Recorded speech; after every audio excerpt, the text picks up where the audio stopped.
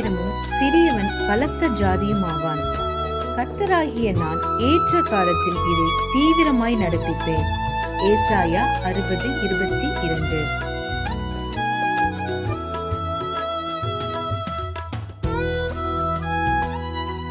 A little one shall become 1,000, and a small one a strong nation. I, the Lord, will hasten it in His time. Isaiah 60:22. ஆண்டவரும் இரட்சகருமாகிய இயேசு கிறிஸ்துவின் நாமத்தினாலே YouTube channel மூலமாக செய்தியை கேட்டுக்கொண்டிருக்கிற தேவ பிள்ளைகள் யாவருக்கும் God Goes மினிஸ்ட்ரி சார்பாக அன்பின் வாழ்த்துதலை தெரிவித்துக் கொள்கிறேன்.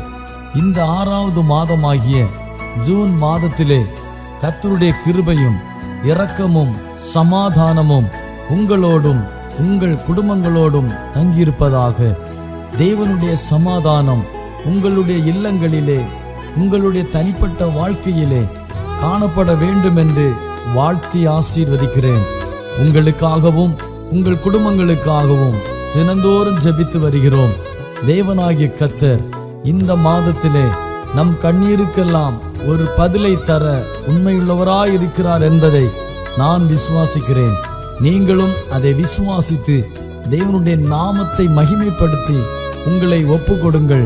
கர்த்தருடைய வார்த்தையை விசுவாசிக்கிறவர்களுக்கு தேவனுடைய வார்த்தையினால் உண்டான சமாதானமும் மகிமையும் இரக்கமும் நிச்சயம் கிடைக்கும் என்பதில் சந்தேகமில்லை. இந்த மாதத்தில் கர்த்தருடைய வார்த்தை உங்கள் வாழ்க்கையில் கிரியை செய்யும்படியாக நீங்கள் உங்களை தேவனுக்கு முன்பாக ஒப்புக்கொடுங்கள். தேவனாகிய கர்த்தர் உங்களையும் உங்கள் குடும்பங்களையும் ஆசீர்வதிப்பாராக. ஆமென்.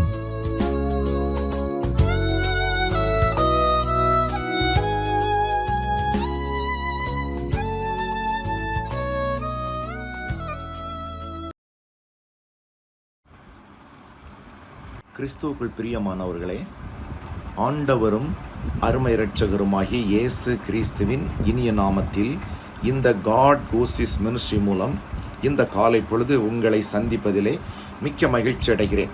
குறிப்பாக ஒவ்வொரு காலை பொழுதும் கர்த்தருடைய வசனத்தை கேட்டு ஆசீர்வதிக்கப்பட்டு வருகிறோம். கிறிஸ்துவுக்குள் பிரியமானவர்களை, இன்றைக்கும் வேதத்திலிருந்து ஒரு வசனத்தை வாசித்து தியானிப்போம். கர்த்தர் நம் மத்தியிலே பெரிய காரியங்களை செய்வாராக. ஆமென். ஆதியாகமம் 41:16 எடுத்துக்கொள்ளுங்கள். வாசிக்கலாம். ஆதியாகமம் 41:16. அப்பொழுது யோசேப்பு பார்வோனுக்கு பிரதியுத்தரமாக, நான் அல்ல, தேவனே பார்வோனுக்கு மங்களமான உத்தரவு அருளிச் செய்வார் என்றான். மங்களமான உத்தரவு யார் அருளிச் செய்வார்? தேவனே அருளிச் செய்வார் என்றான். இந்த வேத பகுதியை நாம் தியானிக்கும் பொழுது ஒன்றை கவனிக்க வேண்டும். இப்பொழுது பார்வோனுக்கு யோசேப்பு தேவைப்படுகிறார். ஆனால் இவ்வளவு நாளும் இப்படி ஒரு நபர் அங்கு இருப்பதாக பார்வோனுக்கு அறிவிக்கப்படவில்லை. ஆனால் இப்பொழுது யோசேப்புக்கு அந்த வேலை வந்தது, அந்த வாய்ப்பு கிடைக்கிறது. எப்படி என்றால், பார்வோனுக்கு ஒரு சொப்பனம் வருகிறது. அந்த சொப்பனத்தை விளக்கி சொல்வதற்கு எகிப்து தேசத்திலே யாருமே இல்லை. சொல்லப்போனால் உலகத்தில் யாருமே இல்லை. அந்த நாட்களில் எகிப்து தேசம் என்பது இன்றைக்கு இருக்கிற பிரசித்தி பெற்ற தேசங்களைப் போல் ஒரு உயர் ரகமான நாகரிகத்தில் அந்த நாட்களில் பிரசித்தி பெற்ற ஒரு தேசம்தான் இந்த எகிப்து தேசம். இதில் யோசேப்பு அடிமையாக இருக்கிறார். இந்த யோசேப்புடைய வேலை இப்பொழுது வருகிறது. தேவன் முடிவு பண்ணிவிட்டார் யோசேப்பை உயர்த்த வேண்டும் என்று. ஆகவே பார்வோனுக்கு சொப்பனத்தை கொடுக்கிறார்.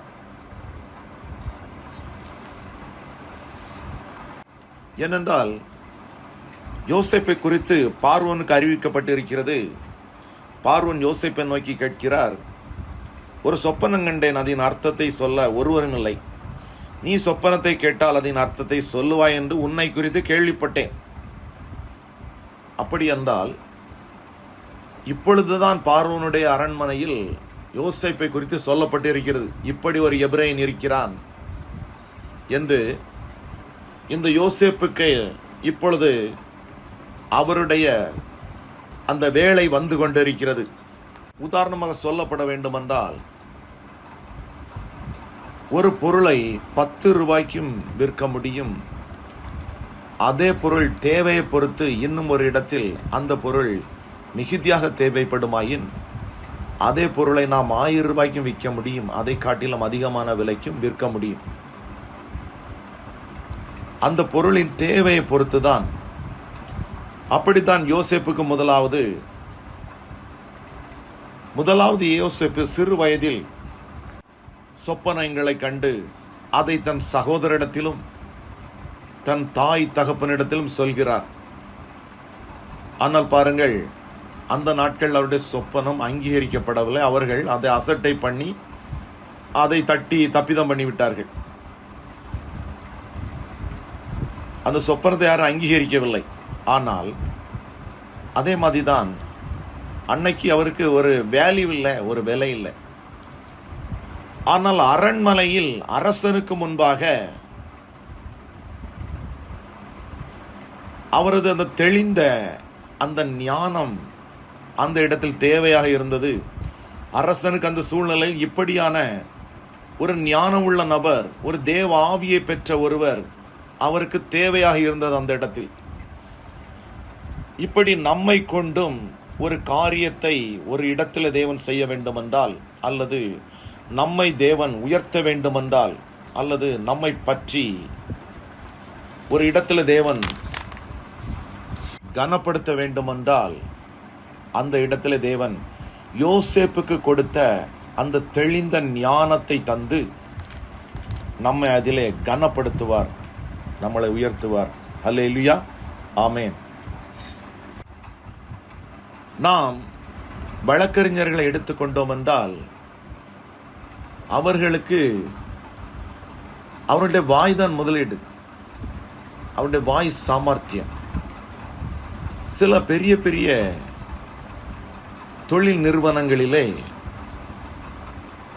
சிலரை பணியில் அமர்த்தியிருப்பார்கள்.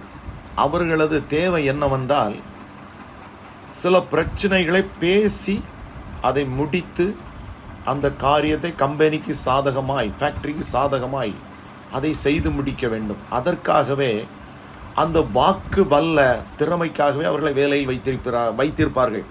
அவனுடைய திறமை அந்த வாக்குத்தான், பேசி முடிக்கிற அந்த வாய் சாமர்த்தியம், அதற்குத்தான் அவர்களுக்கு சம்பளம். அதே மாதிரி தான் இன்றைக்கு நாம் எடுத்துக்கொண்டோம் என்றால், யோசேப்புக்கு தேவன் ஒரு தெளிந்த ஞானத்தை, ரெவலேஷன் நாலேஜ், அந்த ரெவலேஷன் நாலேஜ் வெளிப்படும். அது மட்டும்தான் அவருடைய சொத்து.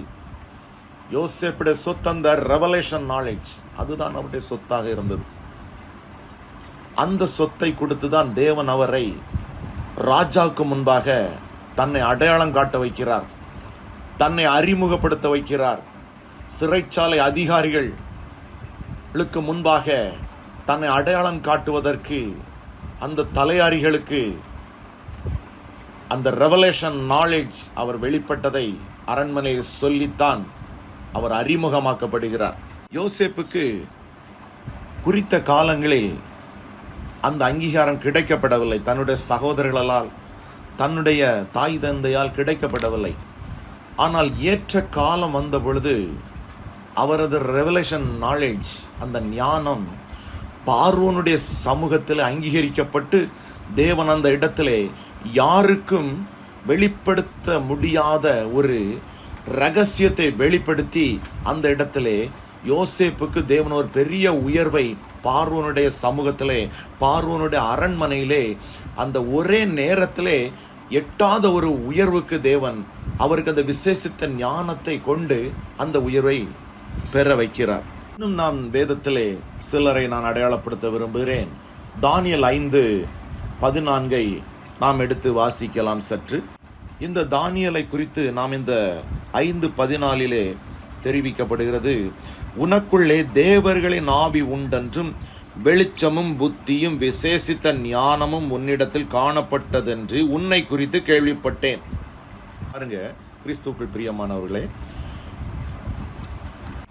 அங்கே ராஜாவின் சமூகத்தில் யோசேப்பை குறித்து அறிவிக்கப்பட்டது, இங்கே ராஜாவின் சமூகத்தில் தானியேலை குறித்து அறிவிக்கப்பட்டது. தானியேலை குறித்து சொல்லப்பட்டிருக்கிறது எங்க பார்த்தோம் என்றால், தானியேல் 5:10 நாம் வாசித்தோம் என்றால், ராஜாவும் அவனுடைய பிரபுக்களும் சொன்னவைகளை ராஜாத்தி கேள்விப்பட்டு விருந்து சாலைக்குள் பிரவேசித்தாள். அப்பொழுது ராஜாத்தி, ராஜாவே நீர் என்று வாழ்க, உமது நினைவுகள் உம்மை கலங்க பண்ணவும் உமது முகம் வேறுபடம் வேண்டாம். இங்கேயும் ராஜாவுக்கு ஒரு சொப்பனம் இல்லை, ஒரு எழுத்து. அந்த எழுத்தை கண்டு ராஜா மிகவும் கலங்கி திகைத்து நிற்கிறார். அப்பொழுது அந்த ராஜாத்தி சொல்றாங்க, உம்முடைய ராஜ்யத்திலே ஒரு புருஷன் இருக்கிறான். பாருங்க, தேவனுடைய மனுஷனை குறிச்சு இங்க சொல்றாங்க. யார் சொல்ல? ராஜாத்தி சொல்ல, அவனுக்குள் பரிசுத்த தேவர்களின் ஆவி இருக்கிறது. உம்முடைய பிதாவின் நாட்களில் வெளிச்சமும் விவேகமும் தேவர்களின் ஞானத்துக்கு ஒத்த ஞானம் அவனிடத்தில் காணப்பட்டது. ஆகையால் உம்முடைய பிதாவாகிய நேபுகாத்த நேச்சர் என்னும் ராஜாவானவர் அவனை சாஸ்திரிகளுக்கு, ஜோசியர்களுக்கும், கல்தேயருக்கும், குறி சொல்கிறவர்களுக்கும் அதிபதியாக வைத்தார். இப்படி இந்த தானியேலை குறித்து ராஜாத்தி ராஜ சமூகத்தில் அறிவிக்கிறார்கள். இந்த இடத்திலும் நாம் ஒன்றை கண்டுகொள்ள வேண்டும். இதிலே தானியேலுக்கும் இந்த ரெவலேஷன் நாலேஜ் தான் அவருக்கு சொத்தாக காணப்பட்டது. ஏனென்றால் யோசேப்புக்கும் அதுதான், தானியேலுக்கும் இந்த ரெவலேஷன் தான், இதுதான் அவர்களுடைய சொத்து. கிறிஸ்துக்கள் பிரியமானவர்களை, இன்றைக்கு என்ன சொல்ல நான் வருகிறேன் என்றால், தேவன் அவருடைய பிள்ளைகளுக்கு அவர் மீது பக்தி வைராக்கியம் பாராட்டி உண்மையும் உத்தமமாய் யார் பின்பற்றுகிறார்களோ அவர்களுக்கு தேவன் இந்த விசேஷித்த ஞான ஆற்றலை, இந்த விசேஷித்த வெளிப்பாடுகளை, இந்த விசேஷித்த நாலேஜை கொடுத்து அவர்களை கனப்படுத்தி உயர்த்துகிறார். இதை கேட்கிற சகோதரனே, சகோதரியே, உங்கள் வாழ்க்கையிலும் இயற்கைக்கு அப்பாற்பட்ட உயர்வுகள் உங்களுக்கு வர வேண்டுமா என்றால் நீங்கள் வேதத்தை வாசியுங்கள், தேவனை பின்பற்றுங்கள். தேவனை பின்பற்றும் பொழுது இந்த யோசேப்புக்கு கொடுத்த அந்த நாலேஜ், இந்த தானியேலுக்கு கொடுத்த அந்த ஞானம், அவர்களுக்கு பிரதானமாய் இருந்த அந்த சொத்து, அதுதான் அந்த ஞானத்தை, அந்த சொத்தை தேவன் உங்களுக்கும் தர வல்லமை உள்ளவர். யாருக்கு கிடைக்கும் என்றால், தானியேல் மிகவும் தேவனுக்கு பிரியமானவன், யோசேப்பும் அதே மாதிரி தான். உத்தமமான தன்னடக்கமுள்ள ஒரு மனுஷன்.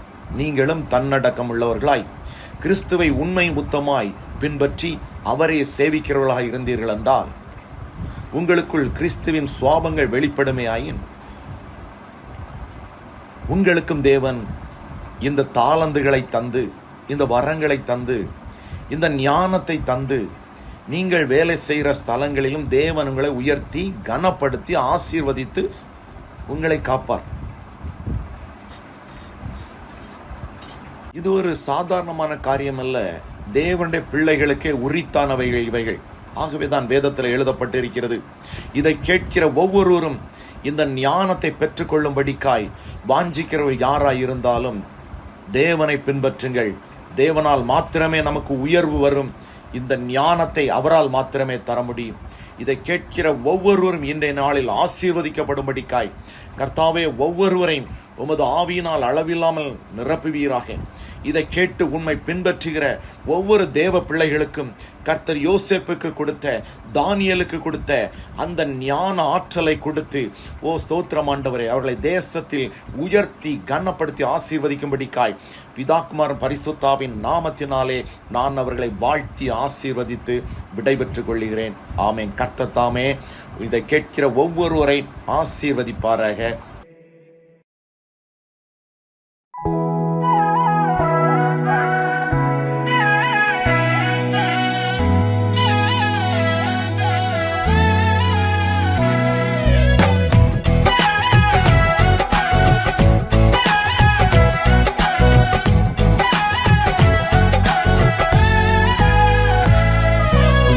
அழைத்தவரே என்று நடத்துவீரே, உங்க கரம் இருக்க பயம் இல்லையே. என்னை அழைத்தவரே என்று நடத்துவீரே, உங்க கரம் இருக்க பயம் இல்லையே. எந்த பாதையையும் தாண்டிடுவே, எந்த சூழ்நிலையும் மேற்கொள்ளுவே. எந்த பாதையையும் தாண்டிடுவே, எந்த சூழ்நிலையும் மேற்கொள்ளுவே. உங்க கரம் இருக்க பயம் இல்லையே, உங்க கரம் இருக்க பயம் இல்லையே.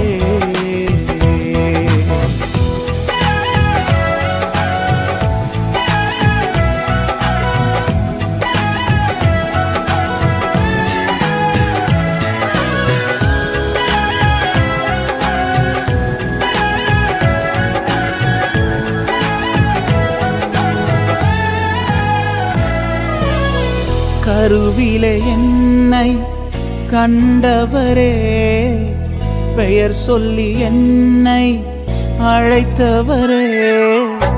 கருவிலே என்னை கண்டவரே, பெயர் சொல்லி என்னை அழைத்தவரே. நன்மைகள் எனக்காய் செய்பவரே, பழுவாமல் என்னை காத்தவரே.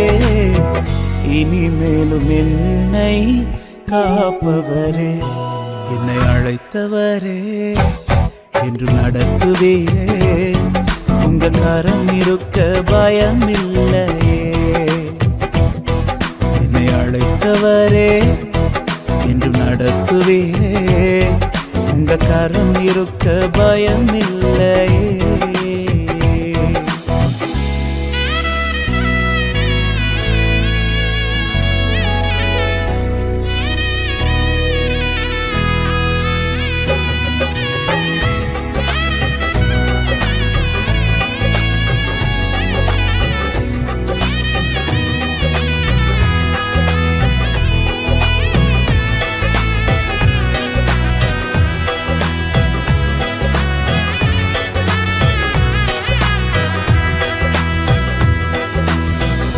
புல்லுள்ள இடங்களில் மேய்த்திடுவீர், அமர்ந்த தண்ணீர் அண்டை நடத்திடுவீர். புல்லுள்ள இடங்களில் மேய்த்திடுவீர், அமர்ந்த தண்ணீர் அண்டை நடத்திடுவீர். மரணத்தின் பள்ளத்தாக்கு சூழ்ந்திட்டாலும் வாக்கென்னும் கோலினால் தலப்படுத்தி எனக்கான நன்மையை காண செய்வீர். என்னை அழைத்தவரே என்று நடத்துவீரே, உங்க கரம் இருக்க பயம் இல்லையே. என்னை அழைத்தவரே என்று நடத்துவீரே, உங்க கரம் இருக்க பயம் இல்லையே. எந்த பாதையிலும் நான் நடப்பேன், எந்த சூழ்நிலையும் மேற்கொள்ளுவேன். எந்த பாதையிலும் நான் நடப்பேன், எந்த சூழ்நிலையும் மேற்கொள்ளுவேன். உங்க கரம் இருக்க பயம் இல்லையே, உங்க கரம் இருக்க பயம் இல்லை.